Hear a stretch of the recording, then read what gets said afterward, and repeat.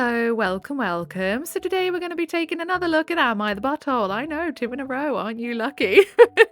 So if that sounds like something you'd like to get into today with me, then please do stick around and enjoy. And don't forget to like and subscribe, please. Thank you. Am I the butthole for calling my wife a jerk for telling our son's crush that our son likes her in front of his friends? Why would you do that? I, 37M, have 3 kids, 14M, 11F, 8F, with my wife, 37F. Our son, who we'll call Sonny, is in grade 9. My wife has asked him if he has a crush on this grade 10 girl, Tina, 15F, who he's been hanging around with. Sonny said it's not her who he likes. It's a different girl, a 9th grader who we'll call Chris, 14F. My wife asked Sonny if Chris knows. He said no and that it's a secret. My wife asked why. He said his friends will make fun of him. My wife asked why. Because they're flipping kids, woman. They'll make fun about just about anything. He said it's because Chris is the heaviest girl in their grade and she has terrible skin and she's a tomboy. I mean, rude, Sonny. What the hell? Did neither parents tell him that, that's kind of mean? One Saturday, Sonny had friends over. It was Sonny, plus 5 other boys with Chris, Tina, and another girl. At one point, my wife just walks into the living room and she tells Chris that Sonny has a huge crush on her. It was so uncomfortable after that. Chris got up and just walked out of the house. The kids barely said anything and they left earlier than expected. Sonny didn't say anything to me nor his mum, but he made sure to slam every door he used. I don't blame him, to be honest. Later that night, in bed, I called my wife a jerk. She said she was trying to prevent our son from becoming a bully. I told her that there was a better way. Then she asked what if one of our daughters were in Chris's position. Then she asked if we went to the same school, would I hide my feelings for her? She ended sleeping in the guest room. Am I the butthole? I sense some projection here. I feel like there is a good chance that when Mum was young, someone had a crush on her and was horrible to her because of it and called her all sorts of names and what have you. Sonny never said he'd said any of those things to the girl or any of his other friends. He just said he didn't want to say anything to his friends because he thought he'd get picked on because she doesn't look like the other girls at the school, basically. Which, yeah, it's not a nice way to think. There are other ways to teach that, though. What the hell? Way to just completely lose any trust your son has in you? Edit. A sad update. The information is sad, and the fact that I had to hear about this from Tina's mum is sad. To nobody's surprise, Chris was indeed humiliated. Chris at first thought it was a cruel prank. Then when Sonny confirmed it, she questioned why his mum would announce it like that in front of all of their friends. Yeah, literally. This is another thing. Not only has she humiliated Sonny, she's humiliated Chris as well. And poor Chris has done nothing. She's just living a life. Sonny took the honest route and he told Chris why he didn't want to tell her. Chris's feelings are hurt and she said she can't like someone who is embarrassed for people to know he likes her. Yeah, literally. Poor girl. So our son is even more upset with us. What my wife did showed my son in a bad light to most of his friends. Some of them thought it was a prank. Some of them think something is wrong with my wife mentally. I mean, I'm saying nothing. The people who my son is talking to the most about this situation are Tina and Tina's mum. Down in the comments, Agoraphobe961 says, not the butthole. Did you point out to your wife that Chris walked out because she thought your wife was bullying her? That outing the crush doesn't come off as a nice thing, but a mocking one. Her behaviour was typical high school mean girl. Yeah, literally. And then Opie says, wait, I never thought of that. Do you really think that Chris thought a woman in her 30s was bullying her? Yep, she definitely would have. And then Bippity Boppity Nope says a woman in her 30s was bullying her, for fuck's sake. She was bullying her and your son. Your wife is a flaming gaping a-hole. So next up, am I the butthole for abandoning a toddler with my parents and blocking them so that I won't have to be a single mum anymore and I can restart my life? Before you judge me, please put down the pitchforks and hear me out. Buckle up because this is a long one, okay? My pitchfork is itching to go though, I will warn you. I, 26F, don't want to be a single mum anymore. This child is ruining my mental health, career, and interpersonal relationships. For context, I am one of 7 siblings. I have 4 older brothers, 37, 34, 30, and 29. Goodness me. And 2 younger twin siblings, 22F and 22M. We all grew up in a 2-parent home together in an inner city of the US. My dad is an immigrant and my mum is African American. We were working class, low income, and always lived in rough neighbourhoods. Despite that, my parents worked hard and most of my siblings are doing well for themselves. My oldest brothers are married, engaged, and starting families of their own. Most have stable, good-paying jobs in the post office, automotive plant, etc. The twins are finishing up school next year, my brother is a welder, and my sister is a nurse. My older brother, a teacher, and I are the only ones to complete college. Last year, I graduated from a top university with dual masters, MBA and MS in science. I have no idea what that means, but usually when there's letters, it means something good. I graduated with honours and got an amazing job offer that started at 185k plus a signing bonus, amazing benefits and travel. That's insane. That's crazy for a first job. Wow. The position is remote too. I moved back home about 45 minutes from my parents' house in a vibrant small town with tons to do. I rented a gorgeous modern 3-bedroom house. I wanted a room as an office and a guest bedroom so that my family members can stay with me. I had an amazing partner at the time and my life felt, well, perfect. Then a kid entered the picture. I was child-free by choice and never wanted this. As I said above, all of my siblings are doing well for themselves, but there's always a black sheep. In our family, it is my older brother that's closest in age to me, 29M. Let's call him Jay. Growing up, Jay was constantly in trouble. He had poor grades, got expelled from school, high school, got caught up in drugs and crime, and honestly is just a crappy person, a pathological liar, and a thief. Last year, Jay found out he had a kid in foster care. The mother went to prison for child abuse and the kid got placed in the system as a baby. He eventually wound up with this rich white couple who wanted to adopt him. In order for the adoption to take place, my brother would have to sign his rights away. At the time, Jay was facing eviction for living in a damn trap house. What's a trap house? Somebody please tell me. I'm afraid to Google it. Had no job and no car because he and his girlfriend, who has 2 kids, have multiple DUIs. Oh, is a trap house like a dealer house? Is that what that is? Because over here we'd just be like, oh yeah, that's the house where it's like all the drugs. It doesn't really have a name. The Fosters wanted to do an open adoption, offered visitation, and wanted the kid to have a connection with his bio family. My parents were against this because they didn't want him to be raised by white people. As someone with friends who grew up in a transracial adoption, I understand that there is some trauma there. However, given the circumstances, I think any potential negatives far outweigh the alternatives. My parents and my brother went to court to get custody and prove that my brother was a fit parent. They temporarily sublet a house for him, vouched for him, and essentially lied to the judge about my brother's lifestyle and ability to care for the kid. My sister and I were the only people adamantly against this, and my family literally called us all types of evil for wanting to keep a black man from his son, like, be effing for real.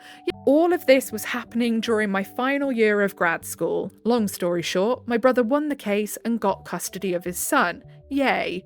I hope the parents are taking care of the kid then? After less than 3 weeks, my brother dropped the kid off at my parents because he wasn't ready and needed to get his housing and job figured out. This was a couple of months after I started my new job and moved into my new place, like mid-July 2024. Shortly after my parents came to see me and asked if I could take my nephew for the summer. I initially said no, absolutely the F not. Then they started to guilt trip me. Things like, my mum has a chronic health condition that makes it hard for her to run after a toddler. My dad worked long hours and sacrificed so much for us to have a better life. They also said stuff like, I make so much money and have no real responsibilities. I had an easy corporate job and so much space in my house. I hate when people do this. They minimize someone's accomplishments to try and force them into doing something for them. It's so icky. Like, the OP has obviously worked their arse off. and has really achieved a hell of a lot for such a young age.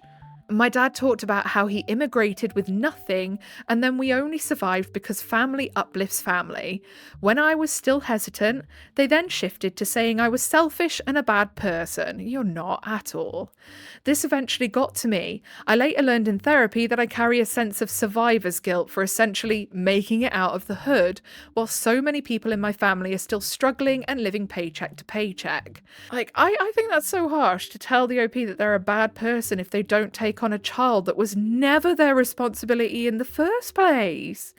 OP's just trying to have a good life. OP has made the choice for themselves not to have kids. She has already said, no, that's not for me. I would not like it. But then they're like, well, let me force that on you after our own poor decision making. What? I also felt for the kid who just had his life upended, so I agreed to keep him for the rest of the summer. The first summer was absolutely amazing. I wanted to give the kid a summer like I dreamed of as a child. The town I live in has so many summer festivals for kids.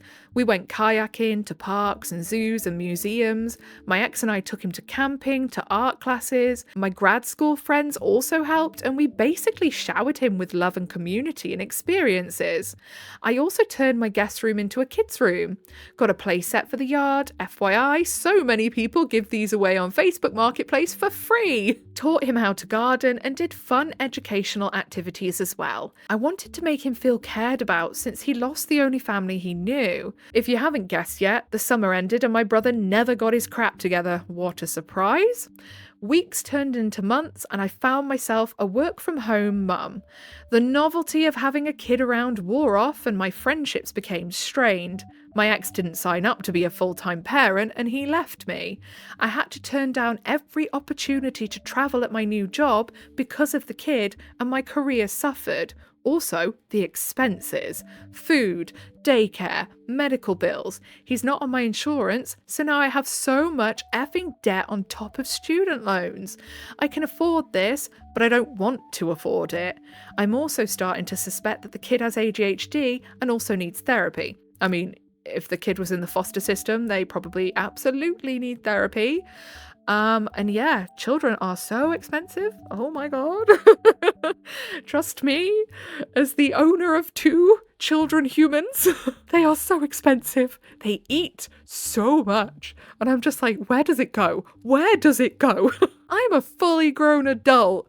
And I have an appetite. I can eat. And they will still out-eat me. I got so effing exhausted and depressed and started to resent my nephew. Kids can tell, and the guilt started to eat and eat and eat at me. Then fun auntie summer camp started to turn into a cold environment. My saving grace is all of this has been my sister, 22F, who started coming around to help with my nephew. Wait, so your parents didn't even come round to help? Your parents weren't helping a lot, seeing as they're the ones that fought for all of this? What? They've literally gone, no, this kid stays with us. Haha, psych, your problem now. What? What the hell? She shouldn't have to do that. She should be enjoying her final years in college, like I should have been enjoying my early 20s. My little brother also helped a bit, but maybe just out of pity and bullying from his twin. My older brothers, the ones with wives and fiancés and little kids of their own, haven't done crap. They have their own lives, stressful jobs, and their own families to think about. 1. Jay, the kid's father, is still on his bullcrap. Drugged out, living in a house without utilities, doing God knows what with his new girlfriend, who, mind you, has 2 kids of her own. Oh, my life. You couldn't make it up, could ya, if you tried? Oh. Things that broke me further, my brother claimed his kid on his taxes, despite not doing literally anything. When I called him to cuss him out, his response was, "You don't need the money anyways, and this will help me go back on my feet." Mate, you had the chance and you blew it already. We all know that you're using that for drugs. That's the last time I spoke to him. Gag is, I've always hated this brother because he was hella abusive towards me growing up. 2. My sister and I came to my parents about needing to progress things with my nephew moving out of my house.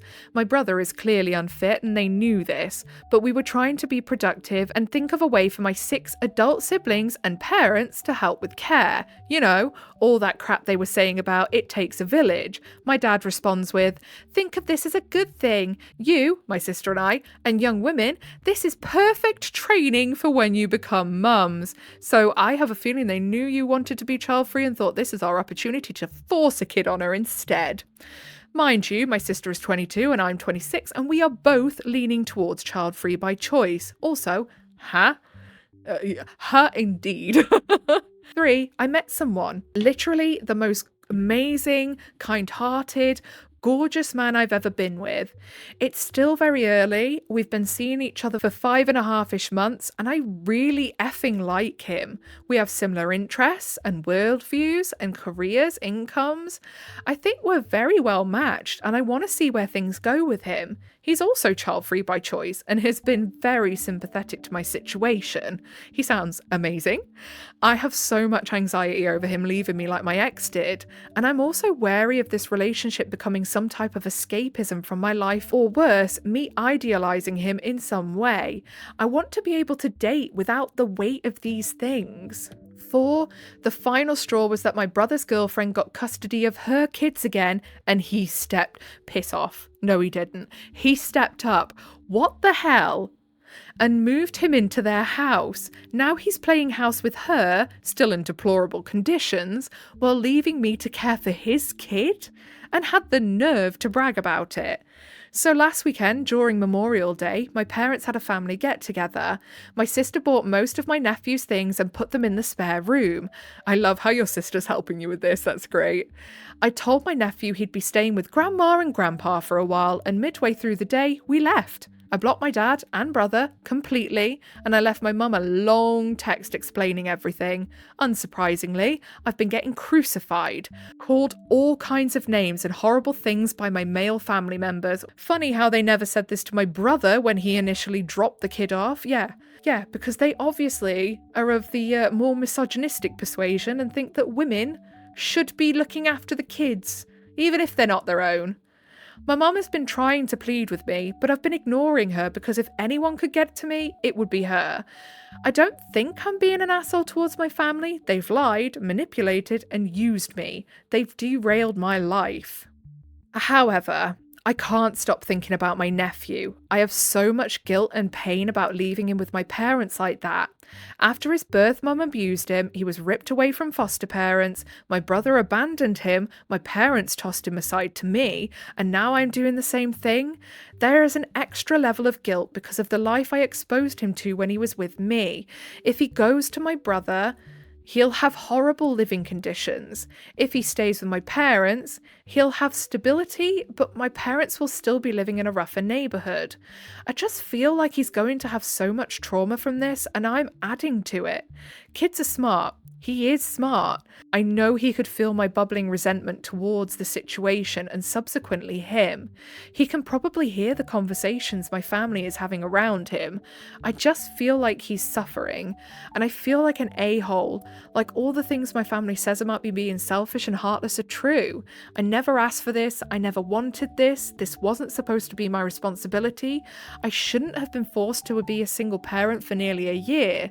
They had an out, a family who wanted to adopt him, and yet they chose to do this to me. The only person in my family who seems to care and have my back is my sister, but she shouldn't have to carry this either. So, am I, 26F, the a-hole for abandoning a toddler with my parents because I don't want to be a single mum and I want to restart my life? Wow, that is a lot. That is a lot. Now, crucify me if you like. I don't think the OP is the butthole here at all. The OP had purposefully abstained from having kids. They didn't want them. Nobody who doesn't want kids should ever be forced to have them or look after them. Because, like the OP quite rightly said, the resentment will show. It will show through and they will feel that resentment. It's crazy. I just can't fathom taking that child away from someone who wanted to give them a good life, who the OP has said they were a rich family. Yes, of course, there is that cultural divide there, and I get why that would be an issue. But at the same time, the only other option was being essentially passed from pillar to post once they fought for custody of a kid that they never had any inclination of looking after. I just don't understand that. I don't get it. That child could have had a good life in a lot of senses, like at least being looked after in the way of like their needs and having love and feeling wanted. But at the same time, I also understand what the OP says about this poor kid's been passed from pillar to post and they feel guilty because, yeah, it's not right that the kid should have to feel that nobody wants to look after them. I'm hoping the kid's young enough to not really understand that, but you don't know, do you? You really don't know. I'm just flabbergasted at fighting in court for a kid that you never actually were going to look after. I find that so disgusting. Like, your parents and your brother should be ashamed. That poor kid. Okay, so we do have an update. Update, additional context. I wanted to provide more context about my mum, since there is some nuance there. First, my parents are crappy. I'm not excusing the way they've handled this situation, their carelessness, double standards, or the harm they've caused. My dad gets absolutely no grace in this, but there's more nuance to my mum that I'm trying to unravel. Growing up, my mum always took in strays, as my younger sister and I would call it. Family members going through rough times, family friends who were facing the loss of housing, elderly relatives who needed care. There were so many times where my siblings and I had to give up our beds for random people my mum tried to help. She also took in actual strays, cats, dogs, a baby skunk one time, etc.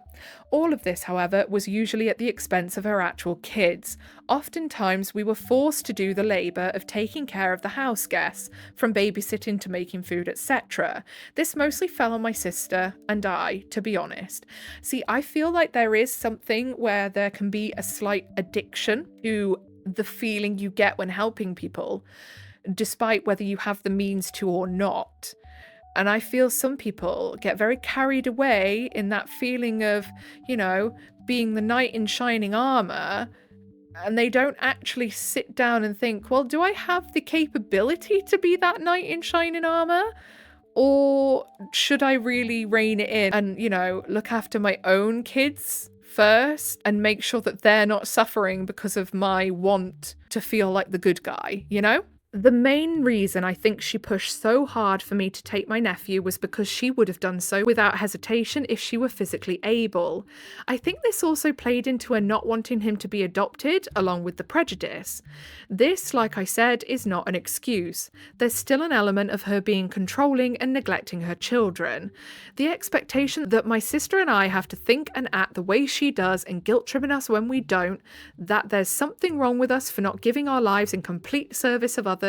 To her, our cup should always be empty because we should constantly be pouring it out into other people's who have less than. My mum is not going to neglect my nephew. I think she's going to neglect herself into an early grave caring for him. And I don't think she'll forgive me for not wanting to do the same. Other update, I'm trying to get in contact with the original foster parents. I don't have their number, but I know their names and have been trying to find them on social media.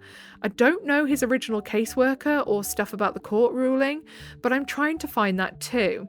I'm going to contact a lawyer before calling CPS. CPS in the US, and particularly the area I live in, is horrible, and honestly, from talking to other people in similar situations, they might not be all that helpful if he's with my parents in a safe environment. Yeah, I've heard as well that CPS in the US are very neglectful, especially towards people of colour. So I could definitely understand the hesitation on calling them. I do get that. I've seen a lot. And I mean, you even hear about it in the news, don't you? Like true crime and stuff, where they're like, oh yeah, CPS just didn't give a shit.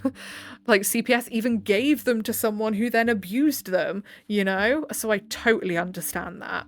All I know is I absolutely do not believe that the OP is the asshole in any way, shape or form at all. So then down in the comments, Defiant Dust 8737 says, trust me on this, as a child who was moved around a lot, CPS will not act just from words. You have to bring the assistance fraud into this. All you gotta say is, my brother is living in filthy conditions, no different than an abandoned house, and gave the boy to family. However, he is still gathering financial assistance meant for the boy. Yeah, yes, definitely. They'll soon listen then when money's involved. They want to listen, don't they? Now that they're listening, we can no longer care for this child. Please arrange for him to be placed back with the original foster family, or whichever is available to take him right away. We do not have the means, space, or ability to provide adequate care. The first part will at very least warrant an investigation to prove the fraud is being committed. Once the conditions are seen, you'll have an opportunity to explain why you'd like him placed elsewhere.